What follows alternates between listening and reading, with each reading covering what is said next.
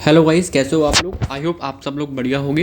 तो आप स्टार्ट कर रहे हैं हम लोग केमिस्ट्री ऑफ कार्बोहाइड्रेट्स। ठीक है, आने वाले 2 से 3 लेक्चर 4 लेक्चर किसके ऊपर होंगे, केमिस्ट्री के ऊपर होंगे कार्बोहाइड्रेट की, और उसके बाद हम मेटाबॉलिज्म स्टार्ट कर देंगे। ठीक है, आज हम क्या पढ़ेंगे, आज हम उसकी डेफिनेशन कि एक्चुअली होते क्या हैं कार्बोहाइड्रेट्स, है ना, कि हम क्या फीचर्स देख के उसको हम बोलें हाँ ये कार्बोहाइड्रेट है, नहीं ये कार्बोहाइड्रेट नहीं है ना।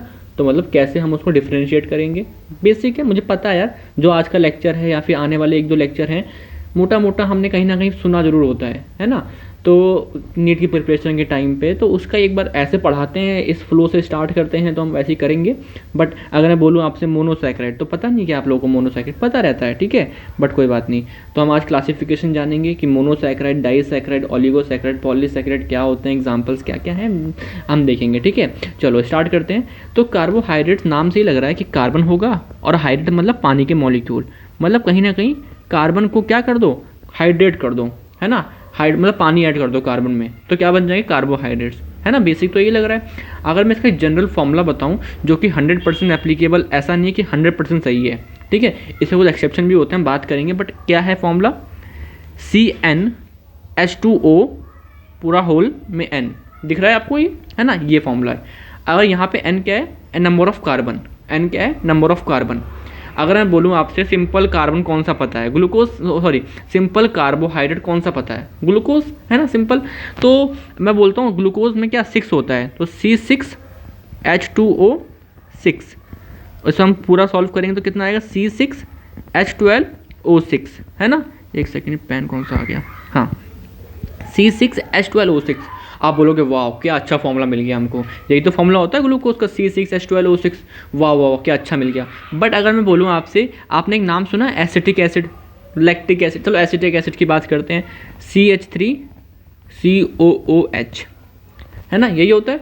इसको जरा सॉल्व करो, ऐसे लिखो, कार्बन कितने हैं 2, हाइड्रोजन कितने हैं 4, ऑक्सीजन कितने हैं 2, है ना, है, ठीक है। क्या मैं इसको लिख सकता हूँ ऐसे, C2 ब्रैकेट H2O2, यानी कि कहीं ना कहीं ये जो है, जो एसिटिक एसिड है, वो भी इस फॉर्मूले को वैलिड है कि N की वैल्यू 2 डाल दो, तो क्या बन गया acetic acid. But acetic acid क्या आप कार्बोहाइड्रेट है, आप बोलोगे नहीं, बिल्कुल भी नहीं, है ना। तो अगेन ऐसी बहुत सी चीज़ें हैं जो कार्बोहाइड्रेट नहीं है बट इस फॉर्मूले में फिट होती हैं, और कुछ एग्जांपल्स ऐसे भी हमारे सामने आएंगे जो कार्बोहाइड्रेट है बट इस फॉर्मूले में फिट नहीं होता है। तो 100% ये फॉर्मूला बिल्कुल भी ठीक नहीं है, बट मोटा मोटा लग जाता है। अगर आपसे कोई पूछ ले जनरल फॉर्मूला तो आप ये बोल सकते हो, ठीक है। बट हाँ, अब बेसिकली तो डेफिनेशन आपकी हाइड्रेट्स ऑफ कार्बन तो सही नहीं लग रही है, थोड़ा ये जो ओल्ड डेफिनेशन थी, थोड़ा लेटेस्ट और एकदम सही डेफिनेशन क्या है वो समझते हैं। कोई भी ऐसी चीज़ जिसमें मुझको पॉलीहाइड्रोक्सी, यानी बहुत सारे OH ग्रुप और साथ में या फिर एल्डिहाइड या फिर कीटोन, ये तो श्योर मिलेगा, पॉलीहाइड्रोक्सी या फिर एक एल्डिहाइड ग्रुप या फिर एक कीटोन ग्रुप, है ना, वो मिल जाए तो मैं क्या बोलूँगा उसको, वो क्या मैं बोलूँगा उसको, कार्बोहाइड्रेट। जैसे आप ग्लूकोज देखो, क्या इसमें बहुत सारे OH ग्रुप हैं, आप बोलोगे हाँ हाँ हाँ हाँ हैं, ठीक है। क्या इसमें एल्डिहाइड या कीटोन है, आप बोलोगे यस एल्डिहाइड तो है, तो इसका मतलब ये कार्बोहाइड्रेट है। ऐसे यहाँ पर आओ, क्या इसमें OH है, हाँ पॉलीहाइड्रोक्सी तो है। क्या इसमें एल्डिहाइड या कीटोन है, आप बोलोगे कीटोन है, हाँ एक मिल गया, ठीक है, तो ये भी क्या है, एक कार्बोहाइड्रेट है, ठीक है, कार्बोहाइड्रेट है। तो आप ऐसे बोलोगे। और क्या लिखा है यहाँ पे, और compound which produces them on hydrolysis. इसका मतलब क्या है, एक पेज पीछे लेके चलता हूँ, आपको आगे लेके चलता हूँ। जैसे लैक्टोज सुना है हम लोग, लैक्टोज एक कार्बोहाइड्रेट होता है, सुन रखा है हम लोगों ने, ठीक है। उसका कुछ स्ट्रक्चर कुछ इस तरीके से है। अब आप इसमें देखो, एनालाइज करो, क्या आपको इसके अंदर कोई भी एल्डिहाइड ग्रुप दिख रहा है। एक सेकंड, कलर चेंज करता हूँ, हाँ, आप बोलोगे पॉलीहाइड्रोक्सी तो दिख रहा है, OH तो बहुत सारे हैं, OH तो बहुत सारे दिख रहे हैं, लेकिन एल्डिहाइड ग्रुप देखो या फिर कीटोन देखो, कहीं दिख रहा है, आप बोलोगे नहीं कीटोन तो नहीं दिख रहा है, ना तो एल्डिहाइड दिख रहा है।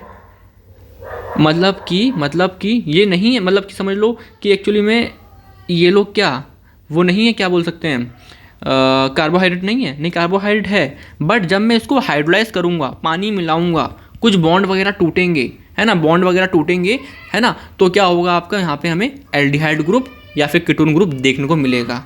तो मैं वही बोल रहा हूँ कि आपका किसे बोलोगे कार्बोहाइड्रेट, जिसके अंदर या तो मुझे सिंपल दिख जाए, पॉलीहाइड्रोक्सी एल्डिहाइड दिख जाए और या फिर पॉलीहाइड्रोक्सी कीटोन दिख जाए या फिर हाइड्रोलाइज करने के बाद दिख जाए, है ना, कुछ काम करे बिना दिख जाए या फिर बिना काम करे। बहुत शोर हो रहा है, ठीक है, बट सुनना, मेरी बात सुनना, ठीक है। उससे मैं क्या बोलूँगा, कार्बोहाइड्रेट बोलूँगा।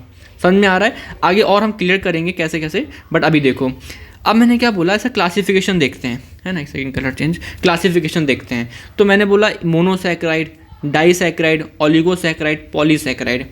मोनोसैकेराइड क्या है कि ऐसे कार्बोहाइड्रेट जिसे हम हाइड्रोलाइज कर ही नहीं सकते हैं, जैसे कि ग्लूकोज, एग्जाम्पल के तौर पे लेते हैं ग्लूकोज। ये ग्लूकोज दिख रहा है आपको? हाँ दिख रहा है।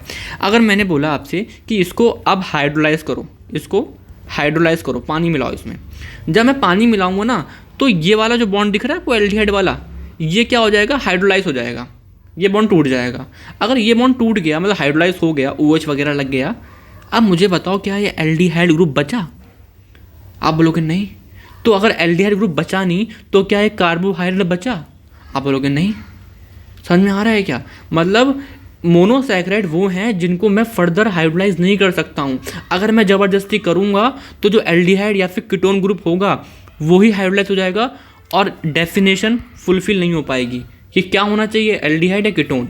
ठीक है, जैसे एग्जांपल तो बताया ना मैंने आपको, जैसे ग्लूकोज है ना, ये हाइड्रोलाइज नहीं होगा, लेकिन मैंने किया तो क्या होगा, ये वाला बॉन्ड टूट जाएगा, यानी कि एल्डिहाइड नहीं बचा, यानी कि ये कार्बोहाइड्रेट भी नहीं बचा। ठीक है, तो मैंने क्या बोला आपसे, मोनोसैकेराइड जो फर्दर हाइड्रोलाइज नहीं होंगे ये आपकी सिंपल शुगर्स होंगी। ठीक है ना। डाइसैकेराइड दो मोनोसैकेराइड में टूट जाएंगे, मान लो ग्लूकोज और ग्लूकोज आपस में बॉन्ड है, पढ़ेंगे नेक्स्ट चैप्टर में अच्छे से, नेक्स्ट फेज में अच्छे से, है ना। ग्लूकोज आपस में बॉन्ड है, हाइड्रोलाइज करेंगे तो ग्लूकोज अलग ग्लूकोज अलग, 2 यूनिट की मोनोसैकेराइड मिल गई। नेक्स्ट पेज पे एग्जांपल और अच्छे से देखेंगे। ठीक है, ओलिगोसैकेराइड की हाइड्रोलाइज करेंगे 3 से 10 तक मुझे मोनोसैकेराइड मिल सकते हैं। एग्जांपल देख लो यार, स्टाइलोज, रैफिनोज, है ना। ठीक है, पॉलीसैकेराइड्स क्या होते हैं जिसमें मोर देन 10 मोनोसैकेराइड। मुझे पता है यहाँ पे हर बच्चा बैठा हुआ सब कुछ पता है उसको, ये बातें। ठीक है, चलो अब मैंने क्या बोला, पढ़ते हैं मोनोसैकेराइड के बारे में। मैंने सिंपल बताया, वो आगे हाइड्रोलाइज नहीं हो सकता, सबसे सिंपल फॉर्म में रखी हुई है वो सिंपल शुगर होते हैं। इनको मैंने फर्दर क्लासीफाई करा on the basis of number of carbon atom, कि उस सिंपल शुगर में कार्बन एटम कितने हैं। सबसे सिंपल क्या हो सकता है, 3 कार्बन, है ना। फिर 4 कार्बन को मैंने टेट्रोज बोला। मेरी बात समझो, OSE नाम के पीछे आ जाए, यानी कि वो कार्बोहाइड्रेट मोस्ट प्रोबेबली होता है। ठीक है, मोस्ट प्रोबेबली होता है OSE। तो ट्राई माने 3, तो 3 कार्बन वाला ट्राइओज कार्बोहाइड्रेट। ठीक है, 4 वाले को बोलेंगे टेट्रोज, पेंटोज, हेक्सोज, हेप्टोज। ठीक है, तो ये हो गया नंबर ऑफ कार्बन की वजह से कितने हमने क्लासीफाई करा मोनोसैकेराइड को। अब हम बात करते हैं गाइस फंक्शनल ग्रुप के ऊपर, कि अगर वो फंक्शनल ग्रुप एल्डिहाइड है तो एल्डोज, ALD माने क्या, एल्डिहाइड, OSE माने क्या, कार्बोहाइड्रेट। ऐसा कार्बोहाइड्रेट जिसमें एल्डिहाइड ग्रुप हो, और ऐसा कार्बोहाइड्रेट में क्या हो, कीटोन ग्रुप हो। समझ में आ रहा है क्या? तो यहाँ पे ऐसा कार्बोहाइड्रेट जिसमें एल्डिहाइड हो और 3 कार्बन का हो, तो क्या बोलेंगे उसको, ग्लिसरॉल्डिहाइड, है ना। हम पढ़ेंगे ग्लाइकोलिसिस में आएगा, ये भी ग्लाइकोलिसिस में आएगा, बट अगेन क्लासिफिकेशन में आ रही है क्या। अगर मैं पूछूँ इसका मतलब क्या है, ऐसा कार्बोहाइड्रेट है जिसमें फंक्शनल ग्रुप कितना है, कीटोन है ना, और आपका कितने कार्बन का है, 5 कार्बन का है। समझ में आ रहा है क्या? इसका एग्जाम्पल ये हो गया।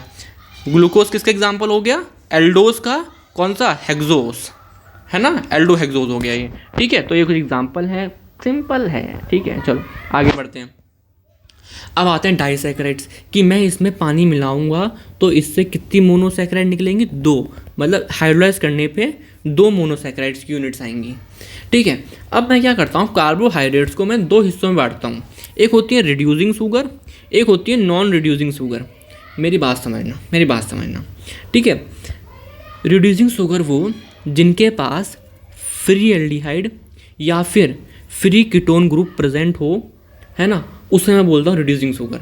देखो जैसे कि अगर आप ग्लूकोज देखो, ये ग्लूकोज देख रहे हो या फ्रक्टोज देखो, कुछ भी, क्या इसके पास, ये देख रहे हो आप, क्या इसके पास ये फ्री एल्डिहाइड ग्रुप है? आप बोलोगे हाँ है, यानी कि ये aldehyde group act as a reducing agent, तो ये आपका एक रिड्यूसिंग शुगर हो गया।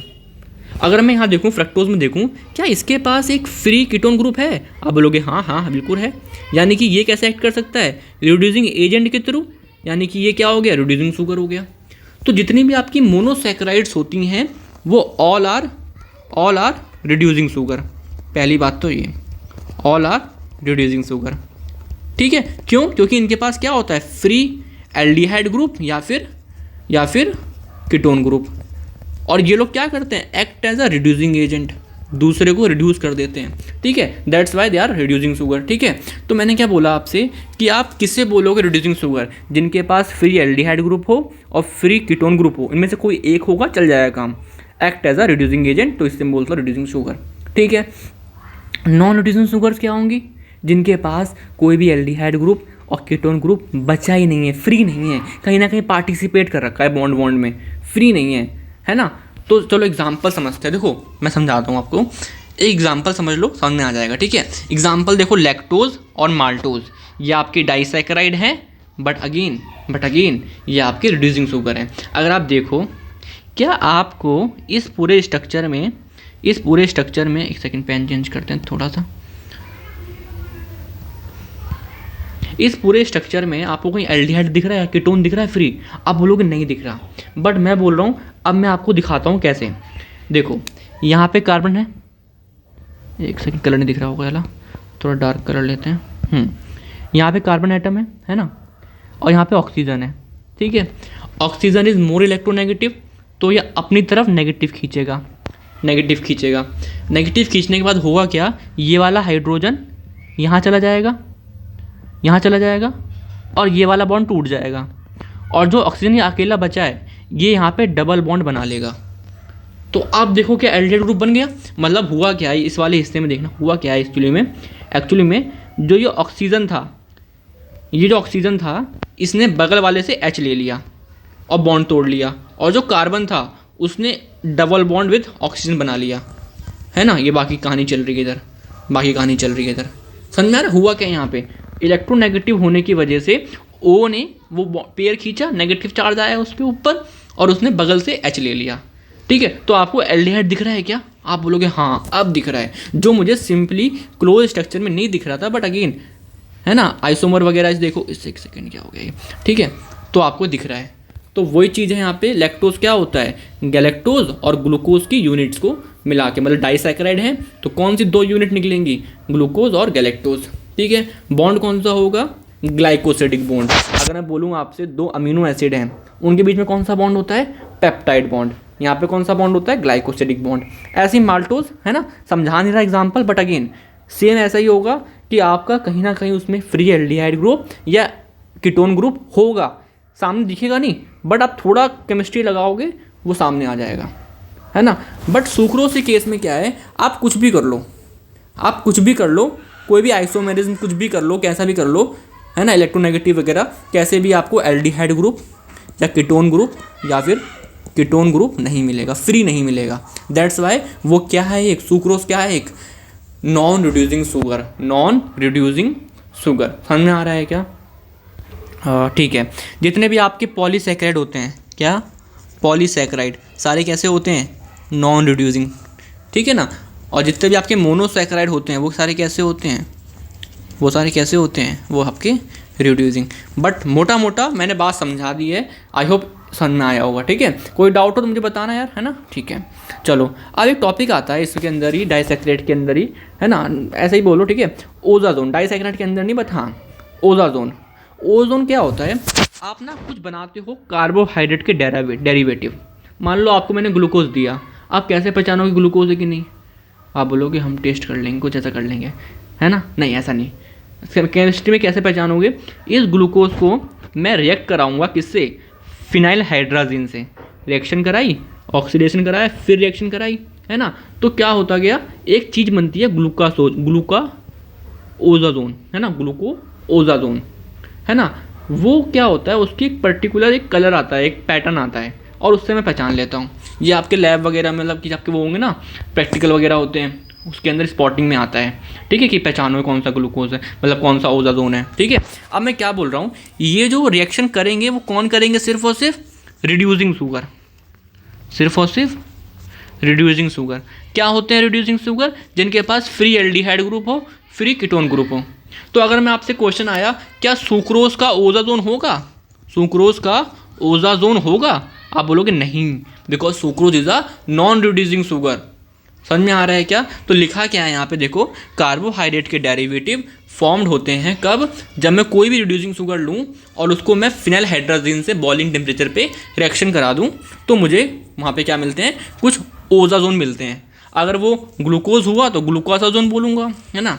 लैक्टोज हुआ तो लैक्टोसाजोन बोलूँगा, और क्या बोलते हैं, माल्टोज हुआ तो मेल्टोसाजोन बोलूँगा, है ना। यहाँ पढ़ लेना दिखने में कैसे होते हैं, ठीक है। तो ये आपका हो गया। तो आपके जो प्रैक्टिकल में, आपके जो लैब में जो भी जैसी पिक्चर होगी वहाँ से आप वो याद कर लेना, ठीक है। चलो अब आते हैं पॉलीसैकेराइड्स के ऊपर। पॉलीसैकेराइड यानी कि इसको मैं हाइड्रोलाइज करूँगा और वो 10 मोनोसैकेराइड से ज़्यादा में ब्रेक हो जाएगा। अब वो 10 मोनोसैकेराइड सारे सेम है, मान लो glucose glucose glucose glucose glucose glucose लगे हुए हैं, सब सेम है ना, 10 से ज़्यादा, तो क्या बोलेंगे, होमोपॉलीसैकेराइड। मतलब कि सेम टाइप के मोनोसैकेराइड हैं, सेम टाइप के मोनोसैकेराइड हैं। अगर यहाँ पे मैं बोलूँ कि कहीं ग्लूकोज है ना, कहीं गैलेक्टोज है, फिर ग्लूकोज है, फिर गैलेक्टोज है ना, मतलब मोर देन 2 या मोर देन 2 डिफरेंट टाइप के मोनोसैकेराइड हैं, तो क्या बोलेंगे उसे, हेटेरोपॉलीसैकेराइड। कोई बड़ी बात थोड़ा ना है, मैं जानता हूँ ये, ठीक है। तो होमोपॉलीसैकेराइड कुछ एग्जांपल हैं ये, हम नेक्स्ट लेक्चर में इसके ऊपर डिस्कशन करेंगे पूरा, ठीक है। और हेटेरोपॉलीसैकेराइड के कुछ ये एग्जांपल हैं, तो इनके ऊपर हम उसके बाद वाले लेक्चर में डिस्कस करेंगे। तो ये लेक्चर नंबर 2, ये लेक्चर नंबर 3, तो वहाँ डिस्कस करेंगे, ठीक है। अब हम क्या बोल रहा हूँ मैं आपसे, फंक्शंस देख लो, कार्बोहाइड्रेट के फंक्शंस सबको पता है यार।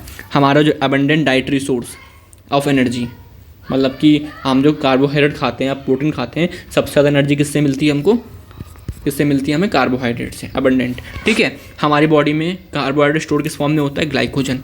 प्लांट में किस फॉर्म में होता है, स्टार्च, ठीक है। हमारे लिए डाइटरी फाइबर भी काम करता है, अभी देखेंगे, कहाँ देखेंगे, सेलुलोज वगैरह में, ठीक है। और देखोगे जैसे कि हमारी जो मेम्ब्रेन होती है, प्लाज्मा मेम्ब्रेन या सेल मेम्ब्रेन, उसमें ग्लाइकोलिपिड ग्लाइकोप्रोटीन होते हैं। तो एक ग्लाइको क्या है आपका, कहीं ना कहीं कार्बोहाइड्रेट, ठीक है। और बोलो, अगर मैं बोलूँ कि हमारे डीएनए एंड आरएनए में बनाने में भी हेल्प करता है, अगर मैं पूछूँ आपसे आरएनए में कौन सी शुगर है, आप बोलोगे राइबोज, है ना। राइबोज कहीं पड़ी है कार्बोहाइड्रेट में, आ जाओ पहले पेज पे, ये दिख रही है आपको राइबोज, है ना, तो ये वाली हो सकती है ना। तो मैं वही बोलना चाह रहा हूँ आपसे कि कार्बोहाइड्रेट के बहुत सारे यूजेस भी हैं और बहुत कॉमन यूजेस भी। अपने आसपास थोड़ा दिमाग यूज़ करोगे, सामने आ जाएगा आंसर, ठीक है। तो दैट्स इट, हमारा क्लासिफिकेशन खत्म हो गया पूरी तरीके से। हम नेक्स्ट लेक्चर में बात करेंगे होमोपॉलीसैकेराइड्स, इंपॉर्टेंट है, उससे बहुत ज़्यादा इंपॉर्टेंट है, जहाँ से क्वेश्चन आता ही आता है, ग्लूकोसा अमीनोग्लाइकेंस या बोले तो हेटेरोपॉलीसैकेराइड, है ना, बहुत इंपॉर्टेंट है ये, ठीक है। उसके बाद बात करेंगे, फिर बस ऐसा ही कुछ चैप्टर खत्म हो जाएगा, ठीक है, केमिस्ट्री खत्म हो जाएगी। चलो आई होप समझ में आया होगा आप लोगों को, आराम से पढ़ो, ठीक है। चलो थैंक यू, बाय।